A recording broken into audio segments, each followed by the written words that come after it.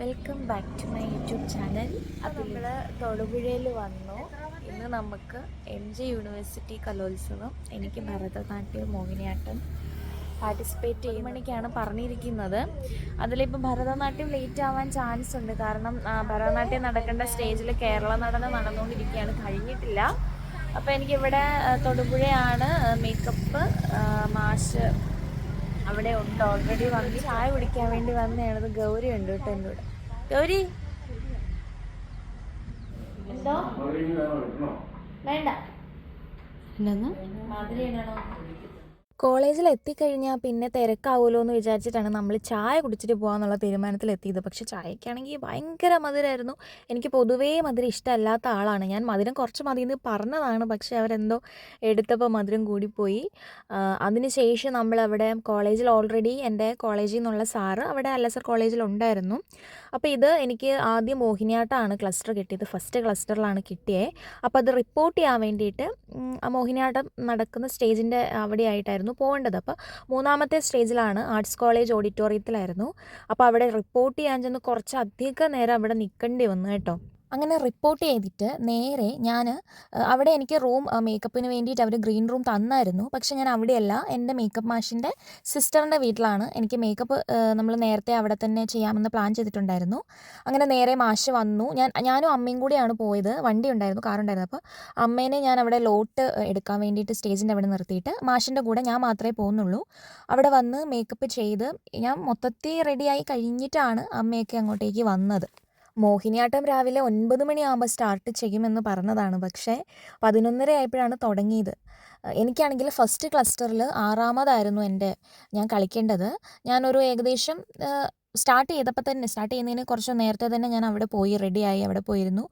എപ്പോഴും ഇങ്ങനെ മുടി കെട്ടണ സമയത്ത് ഞാൻ കരഞ്ഞ് കാറ് കൂവിയാണ് ഇരിക്കുന്നത്. കാരണം ഞാൻ കഴിഞ്ഞ വ്ളോഗിൽ ഞാൻ പറഞ്ഞിട്ടുണ്ടായിരുന്നു, എനിക്ക് മുടിയിൽ വേറൊരാൾ തൊടുന്ന എനിക്ക് അതിൽ പരം വേദന എനിക്ക് എന്താണെന്നറിയില്ല, എനിക്ക് സഹിക്കാനേ പറ്റില്ല. ഞാൻ ഭരതനാട്യം ഒരുങ്ങുന്ന സമയത്ത് ഞാൻ കരയൊക്കെ ചെയ്തു, കണ്ണൊക്കെ നിറഞ്ഞ്. കാരണം വേദന എടുത്തിട്ട് ചെറിയൊരു വേദന മതി എനിക്ക് തലയിൽ തൊട്ടിട്ടുണ്ടെങ്കിൽ ഞാൻ ആകെപ്പാടെ മൂഡൗട്ട് ആകും. അതുകൊണ്ട് തന്നെ ഞാൻ മുടി കെട്ടാനിരിക്കുന്ന സമയത്ത് എപ്പോഴും എനിക്ക് ഇവർ തന്നെയാണ് മേക്കപ്പ്. ഞാൻ എവിടെ പ്രോഗ്രാം ചെയ്താലും ഇവർ തന്നെയാണ് ചെയ്യുക. അപ്പം എൻ്റെ അടുത്ത് ഞാൻ ഇരിക്കുന്നതേ പറയും, മുടിയിൽ പയ്യത്തൊടണം. ഇപ്പോൾ പരിചയമില്ലാത്ത പുതിയ ആളുകളൊക്കെ ആണെങ്കിൽ ഓൾറെഡി അറിയുന്നവർ പറയാം, അതിലൂടെ മുടിയിൽ പയ്യത്തൊടണം കേട്ടോ, ഇപ്പോൾ കരയാൻ തുടങ്ങുമെന്ന് പറഞ്ഞ് എന്നെ കളിയാക്കാറൊക്കെ ഉണ്ട്. അതുകൊണ്ട് എനിക്ക് പക്ഷേ മാഷ് കുത്തുന്ന സമയത്ത് എനിക്ക് അത്ര വേദന ഫീൽ ചെയ്യാറില്ല. അപ്പോൾ ഞാൻ പറയും മാഷ് കുത്തിയാൽ മതി എന്ന് പറയും. മാഷാകുമ്പോൾ കുറച്ചും കൂടി കെയർ എടുത്തിട്ട് പതുക്കെ. കോളേജ് ആർട്സ് ഡേയുടെ വ്ളോഗ് കണ്ടവർക്കറിയാം, ഞാൻ അതിലും ഷോർട്സിലൊക്കെ പറഞ്ഞിട്ടുള്ള കാര്യമായിരുന്നു, മോഹിനിയാട്ടം കളിക്കുന്ന സമയത്ത് എനിക്ക് എപ്പോഴും ഒരു കഥ പറയാനുണ്ടാവുമെന്ന്. ഇത്തവണ അതിൽ മാറ്റമൊന്നും വന്നില്ല കേട്ടോ. ആദ്യം ഒരുപാട് വിഷമിച്ചെങ്കിലും പിന്നീട് അതൊരു സമാധാനപരമായൊരു പരിഹാരത്തിലേക്ക് എത്തി. കാര്യം എന്തെന്ന് വെച്ചിട്ടുണ്ടെങ്കിൽ, ഞാൻ 6ാമതായിരുന്നു ചെയ്യുന്നത്. അതിന് മുൻപ് 4 പേരോ മറ്റോ ചെയ്തു, ഒരാൾ വന്നില്ല. അപ്പോൾ അവർ ചെയ്ത സമയത്ത് 1-2 പേരുടെ പാട്ട് ഞാൻ കേൾക്കുമ്പോൾ ഒരു എരപ്പ് പോലെ എനിക്ക് ഫീൽ ചെയ്യുന്നുണ്ടായിരുന്നു. അപ്പോൾ ഞാൻ വിചാരിച്ചെന്തെന്ന് വെച്ചിട്ടുണ്ടെങ്കിൽ ചിലപ്പോൾ മേ ബി ആ പാട്ടിൻ്റെ പ്രശ്നമായിരിക്കും എന്നാണ് ഓർത്തത്. ഞാൻ കളിക്കാൻ കയറി കഴിഞ്ഞപ്പോൾ എന്താ സംഭവിച്ചതെന്ന് വെച്ചാൽ, അവരാദ്യം എൻ്റെ അടുത്ത് പറഞ്ഞു പാട്ട് ചെക്ക് ചെയ്യണം, ഈ പാട്ട് തന്നെയാണോ എന്ന് ചെക്ക് ചെയ്യണം എന്ന് പറഞ്ഞു. ഞാൻ ഓക്കെ പറഞ്ഞു. അങ്ങനെ നമ്മൾ പാട്ട് പ്ലേ ചെയ്തപ്പം പാട്ട് ഓക്കെയാണ്, കുഴപ്പമൊന്നുമില്ല. കളിക്കാൻ തുടങ്ങിക്കഴിഞ്ഞപ്പോൾ എനിക്ക് പാട്ടൊന്നും കേൾക്കുന്നില്ലെന്ന് പറഞ്ഞാൽ സ്റ്റേജിലേക്ക് ഒരു സ്പീക്കർ ഉണ്ട്, പക്ഷെ അതിൽ നിന്ന് സൗണ്ട് വരുന്നില്ല. പുറത്തേക്കാണ് സൗണ്ട് ഫുള്ളേ പോകുന്നത്. മാത്രമല്ല ഞാൻ കേൾക്കുന്നത് എന്തെന്ന് വെച്ചിട്ടുണ്ടെങ്കിൽ, നമ്മൾ ഈ പാട്ടിനിടയ്ക്ക് കുറച്ചിങ്ങനെ ഫ്ലൂട്ട് അങ്ങനെയുള്ള കാര്യങ്ങളൊക്കെ ഉണ്ടല്ലോ, എനിക്ക് ആ ഫ്ലൂട്ടിൻ്റെ സൗണ്ട് മാത്രമാണ് കേൾക്കുന്നത്. ലിറിക്സ് കേൾക്കുന്നില്ല, കൊട്ട് കേൾക്കുന്നില്ല, ഒന്നുമില്ല. എനിക്ക് ആകെപ്പാടെ വെപ്രാള, എന്ത് ചെയ്യണമെന്ന് എനിക്ക് അറിയപ്പെടുന്നില്ല. ഞാൻ പക്ഷേ പെട്ടെന്ന് ഞാൻ കളിച്ചു വിട്ടു, ഞാൻ നിന്നില്ല. എൻ്റെ മനസ്സിൽ ഞാനിങ്ങനെ ഏകദേശം ആ ഫ്ലൂട്ട് നമുക്കറിയാമല്ലോ, നമ്മൾ സ്ഥിരമായി കളിക്കുന്ന പാട്ടാകുമ്പോൾ ചെറിയ ഇപ്പോൾ ഫ്ലൂട്ടാണെങ്കിലും നട്ടുവാങ്കാണ് നമുക്ക് കേൾക്കുമ്പോൾ നമുക്ക് ഈ പോർഷനാണ് നമുക്ക് അറിയാമല്ലോ. എനിക്ക് നട്ടുവാങ്കത്തിൻ്റെ കൊട്ടൊന്നും കേൾക്കുന്നില്ല, ഈ ഫ്ലൂട്ട് മാത്രമായിരുന്നു എൻ്റെ ആയുധം.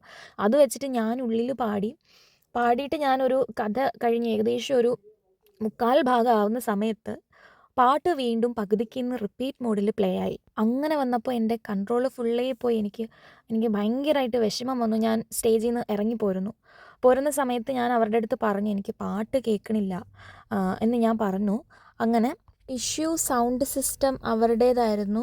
കാരണം അവരുടെ കേബിൾ കംപ്ലൈൻ്റ് ആയിരുന്നു. അവരത് ക്ലിയർ ചെയ്യാതെ ആ കംപ്ലൈൻ്റ് ആയിട്ടുള്ള കേബിൾ വെച്ചിട്ടാണ് അവർ പാട്ട് കണക്ട് ചെയ്തത്. അതവർ സമ്മതിച്ചു. അങ്ങനെ നമ്മൾ റിപ്പോർട്ട് ചെയ്തപ്പം അതിൻ്റെ കമ്മിറ്റി ഓഫീസിൽ നിന്ന് എന്നെ വിളിച്ച് അവർ സംസാരിച്ച് അവരെൻ്റെ അടുത്ത് പറഞ്ഞു ഒരു ചാൻസും കൂടി തരാം, പക്ഷേ ജഡ്ജ്മെൻറ്റ് ഓൾറെഡി കഴിഞ്ഞു എന്ന് പറഞ്ഞു. അപ്പോൾ ഞാൻ പറഞ്ഞു അങ്ങനെ ഞാൻ ചെയ്യുന്നതിൽ അർത്ഥമില്ലല്ലോ, ഓൾറെഡി അവരുടെ ഭാഗത്ത് മിസ്റ്റേക്ക് ഉണ്ടെന്ന് അവർ പറഞ്ഞു. ഇനി ഞാൻ ആ മിസ്റ്റേക്ക് ഉണ്ടായിരുന്ന സമയത്ത് ചെയ്തതിൽ ഉള്ള ജഡ്ജ്മെൻറ്റ് ഇട്ടിട്ടാണെങ്കിൽ എനിക്ക് പറ്റില്ല, ഞാൻ കളിക്കണില്ല എന്ന് പറഞ്ഞ് പിന്നീട് അവർ ജഡ്ജസുമായൊക്കെ സംസാരിച്ചിട്ട് അവർ പറഞ്ഞു ഇനി കളിക്കാൻ പോകുന്നതാണ് ജഡ്ജ്മെൻറ്റിൽ കൂട്ടുക എന്ന് പറഞ്ഞിട്ട് അങ്ങനെ എനിക്ക് ഒരു അവസരം കൂടി തന്ന് ഞാനങ്ങനെ മോഹിനിയാട്ടം 2 തവണ കളിച്ചു. മോഹിനിയാട്ടം കഴിഞ്ഞിട്ട് ഇവിടെ വാ, നമ്മൾ മേക്കപ്പ് ചെയ്യണ വീട്ടിലവിടെ റെസ്റ്റ് ചെയ്യാണ് കേട്ടോ. ഭരതനാട്യമുണ്ട്. 61ാമതാണ് ഞാൻ കളിക്കുന്നത്. ഗൗരി കളിക്കുന്ന 60ാമതും ഞാൻ 61ാമതും. അപ്പോൾ ഇപ്പോൾ 11 കഴിഞ്ഞ് ബ്രേക്ക് കഴിഞ്ഞ് സ്റ്റാർട്ട് ചെയ്തിട്ടേ ഉണ്ടാവുള്ളൂ. സ്റ്റാർട്ട് ചെയ്തോന്ന് പോലും അറിയത്തില്ല നമുക്ക്. ഇപ്പോൾ എത്ര മണിയായി ഗൗരി? 4 മണിയോ 4:30 എക്കാണ്ടായി. എന്താണേലും ഇനി ഭരതനാട്യം നടക്കുമ്പോൾ ഞാനൊക്കെ കളിക്കാൻ കയറുമ്പോൾ മിക്കവാറും ഒരു 12 മണിയൊക്കെ ആവും. അപ്പോൾ അതുവരെ നമ്മൾ റെസ്റ്റാണ്. ഞാൻ മേക്കപ്പൊക്കെ കളഞ്ഞു. ഇനി 8 മണിയാവും. ഉറങ്ങുന്നുണ്ടോ നമ്മൾ? ചിലപ്പോൾ നമ്മളൊന്ന് ഉറങ്ങി എണീറ്റ് ഫ്രഷായിട്ട് 8 മണിക്കൊന്നും ഇടണ്ട. ശരിക്കും 12 മണിക്കാണ് കളിക്കുന്നതെങ്കിൽ ഒരു 10 മണി 11 മണിയാകുമ്പോൾ ഒരുങ്ങിയിട്ട് നമ്മൾ നേരെ പോയി കളിക്കുന്നു.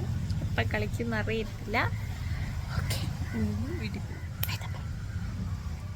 കറക്റ്റ് റൗണ്ടായിരുന്നു. ബൈ പറ. ബൈ.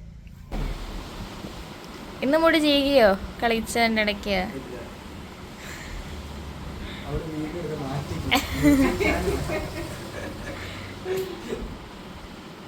എനിക്ക് തുടയ്ക്കാൻ ഒരു മടിയില്ലായിരുന്നു.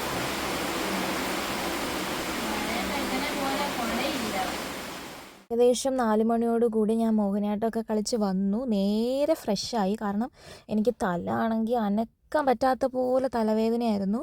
കുറച്ച് സമയം ഇരുന്നപ്പോൾ അപ്പോഴത്തേക്കിനും നല്ല മഴയായി കേട്ടോ. പുറത്തേക്ക് പോകാൻ കുടയില്ല. അങ്ങനെ ഞങ്ങൾ കുറേ സമയം ഇരുന്ന് ഏകദേശം ഒരു 7 മണിയോടുകൂടിയാണ് ഭക്ഷണം കഴിക്കാൻ വേണ്ടി ഞങ്ങൾ പോയത്. അപ്പോൾ എനിക്ക് 61ാമതാണ് ഭരതനാട്യം കളിക്കാനുള്ള ലോട്ട് കിട്ടിയത്. 8ാമത്തെ ക്ലസ്റ്ററായത്. അപ്പം ഒത്തിരി ലേറ്റായിട്ടേ തുടങ്ങുള്ളൂ നമുക്ക് ഓൾറെഡി അറിയുന്ന കൊണ്ട് റെസ്റ്റ് എടുക്കാൻ വേണ്ടിയിട്ട് നമ്മൾ തിരിച്ചൊന്ന് ഉറങ്ങണമെന്നുണ്ടായിരുന്നു. പക്ഷെ ഉറങ്ങാൻ പറ്റുന്നില്ല. തലവേദന എന്ന് പറഞ്ഞാൽ അങ്ങനെ ഭീകരമായ തലവേദന. ഞാൻ ടാബ്ലറ്റ് കഴിച്ചു, പക്ഷെ ചെറിയൊരു മാറ്റം വന്നു എന്നുള്ളതല്ലാതെ പൂർണ്ണമായും തലവേദന മാറിയില്ല. അപ്പം ഞാൻ കുറച്ചും കൂടി ഒന്ന് ഡൗൺ ആയി. കാരണം എനിക്ക് ഹെൽത്ത് ഒട്ടും ഓക്കെ അല്ലെങ്കിൽ എനിക്ക് ഭയങ്കര ടെൻഷനാണ്. ഇങ്ങനെയാണ് ചെറിയ എന്തെങ്കിലും ഒരു ഇതാണെങ്കിൽ തന്നെ കളിക്കാൻ പറ്റുമോ, ഞാൻ പ്രതീക്ഷിച്ച പോലെ എനിക്ക് ചെയ്യാൻ പറ്റുമോ എന്നുള്ളൊരു സാധനം മനസ്സിൽ വന്നിട്ട് എനിക്ക് ആകെപ്പാടെ ഒരു ടെൻഷനും കാര്യങ്ങളൊക്കെ ആയിരുന്നു. മാത്രമല്ല ഭരതനാട്യത്തിന് മുടി കെട്ടിക്കഴിഞ്ഞപ്പോൾ ഞാൻ പറഞ്ഞില്ലേ കരഞ്ഞൂന്ന്. വേദന എടുത്ത് അതിൻ്റെ ഒരു ചെറിയ വിഷമം. അങ്ങനെ മൊത്തത്തിൽ എനിക്ക് വൈകുന്നേരം ആയപ്പോഴത്തേക്കിനും ഒരു സുഖമില്ലാത്തൊരു സമയം പോലെ ആയിരുന്നു എനിക്ക്. ഗൗരി ഉണ്ടായിരുന്നു ഭരതനാട്യത്തിന്. അവൾ 60ഉം ഞാൻ 61ഉം അങ്ങനെയായിരുന്നു ചെയ്യുന്നുണ്ടായിരുന്നത്. അപ്പം നേരത്തെ ഗൗരി ഒരുങ്ങിയതിന് ശേഷമാണ് ഞാൻ ഒരുങ്ങിയത്. അപ്പോൾ അത്രയും കുറച്ച് സമയം കൂടെ എനിക്ക് റെസ്റ്റ് എടുക്കാൻ പറ്റുമല്ലോ, രാവിലെ ഒന്ന് ഒരുങ്ങിയതിൻ്റെ ക്ഷീണം ഒന്ന് മാറ്റാം എന്നുള്ള രീതിയിൽ മാഷൻ്റെ അടുത്ത് അങ്ങനെ പറഞ്ഞ് ഞാൻ ലേറ്റായിട്ടാണ് കേട്ടോ ഒരുങ്ങിയത്. പിന്നെ ഒരുങ്ങിക്കഴിഞ്ഞ് നമ്മൾ കുറച്ച് നേരത്തെ തന്നെ സ്റ്റേജിൻ്റെ അവിടേക്ക് എത്തിയായിരുന്നു. 1:45 രാവിലെ 1:45 ഞാൻ ഭരതനാട്യം കളിക്കാൻ കയറിയത് സ്റ്റേജിൽ. 2 മണിയോടുകൂടി കഴിഞ്ഞ് നമ്മൾ നേരെ വീട്ടിലേക്ക് വന്ന് സാധനങ്ങളെല്ലാം ഡ്രസ്സൊക്കെ ചേഞ്ച് ചെയ്ത് ഓർണമെൻറ്റ്സൊക്കെ മാറ്റി. ഞാൻ ഫേസ് കഴുകിയില്ല, കാരണം ഓൾറെഡി സമയം പോയി. അവിടെ വീട്ടിലുള്ളവരൊക്കെ നല്ല ഉറക്കത്തിലായിരുന്നു. പിന്നെ അവരെ ബുദ്ധിമുട്ടിച്ചിട്ടാണല്ലോ നമ്മൾ ചെന്നത്. അപ്പോൾ ഒരുപാട് നേരം നിന്ന് ബുദ്ധിമുട്ടിക്കാതെ നമ്മൾ വേഗം വീട്ടിലേക്ക് പോന്നു. ഏകദേശം 3 മണിയായപ്പോഴാണ് നമ്മൾ ഇറങ്ങിയത് അവിടുന്ന്. 5 മണിയോടുകൂടി നമ്മൾ വീട്ടിൽ വന്നു. 3 വർഷം യൂണിവേഴ്സിറ്റി കലോത്സവത്തിൽ പാർട്ടിസിപ്പേറ്റ് ചെയ്യാനും എ ഗ്രേഡ് നേടാനൊക്കെ പറ്റി. ഇനിയിപ്പോൾ ഇങ്ങനെ ഒരു മത്സരമൊക്കെ ജീവിതത്തിൽ എന്നാന്നൊന്നും അറിയില്ല. പക്ഷേ ഒരുപാട് നല്ല നല്ല ഓർമ്മകളും എഫേർട്ട് എടുത്തതിൻ്റെ സന്തോഷമൊക്കെ മനസ്സിലുണ്ട്. കലോത്സവ വിശേഷങ്ങളൊക്കെ അങ്ങനെ അവസാനിച്ചു.